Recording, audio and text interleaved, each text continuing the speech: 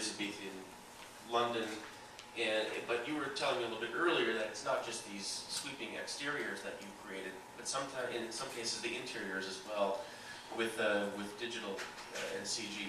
Talk a little bit about that process. Well, it was I tried to make this movie once, 2005, in a conventional way. What we wanted to do at that time, we wanted to build huge sets.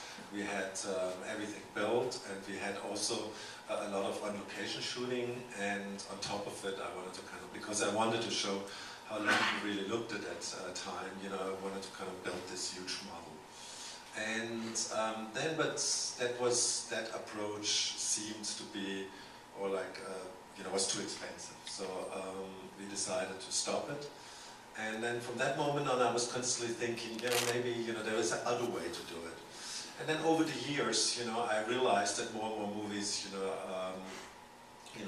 use digital technology, to actually create something. But it was in a very cartoony way, but then when I did 2012, where we had to pretty much portray the world, and we never left Vancouver or the sound stages.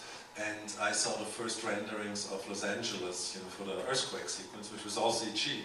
I all of a sudden realized the level of photorealness is reached, and I immediately naturally thought, about my Shakespeare film, and that's what that brought pretty much the budget down quite a bit, and because of that, I could then go to Sony and say, look, I don't need 40 or 50 million, I only need 25 million. And that was naturally for them a deciding factor then to do it.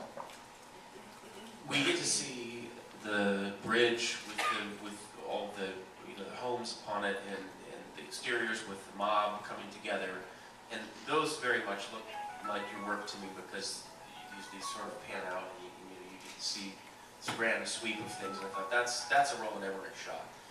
But what was so cool about this movie is it also has these intimate, very, very intimate and very dramatic interiors where you really feel like you are in the room. It's a very immersive sort of experience. How much of those interiors were digitally created, and how much of it was set building? Well, it was always, whenever it got a little bit bigger, it was digitally created. Everything in a church, everything in a cathedral, everything in a bigger room, and sometimes we had the walls but not the ceilings, stuff like that, very traditional stuff. And but then there were like whole sets, which were totally CG, and we only had a floor. That's all what you learn in digital technology. You need always a very good floor. There's no good floor, don't do it. And so in a way, it was a combination of everything. But we had nearly 400 visual effect shots, which is normal. And they were not easy visual effect shots. They were quite complicated. And in that way, it was for me like all my other movies. For example, I think Day After Tomorrow also had 400 visual effect shots. The craft of acting has changed along with this technology too. People are having to act in sets where they can't see what's surrounding them. It's in your head, maybe it's on a monitor somewhere, but when you're working with actors who, what I'm curious is, are some actors better than others at sort of going along the ride with you and visualizing what's around them, and what do you do to... Well, there's like naturally always actors who are better than the other.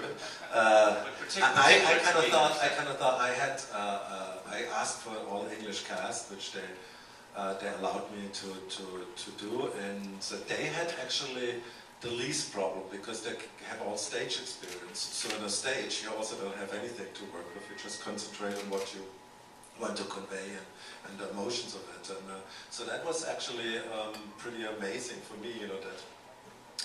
But in 2012, for example, I was quite because it's a little bit sometimes silly for actors to run on a running machine, and the director kind of yells at him, be more scared, more intense. And after the third take, they come to you and say, don't we have it? And I'm always naturally say, this is This is just why you have to be very, very careful that you always get whatever you do, you know, it has to be real, and it has to be a real fear, and you have to just force people, you know, and actors to go there, you know, and that's actually what our job is as directors, and in that way. But it was in a movie like Anonymous much easier because it was like dialogue scenes and all these kind of things, and yeah, and you like they acted like on a stage. It's in an action movie much more difficult.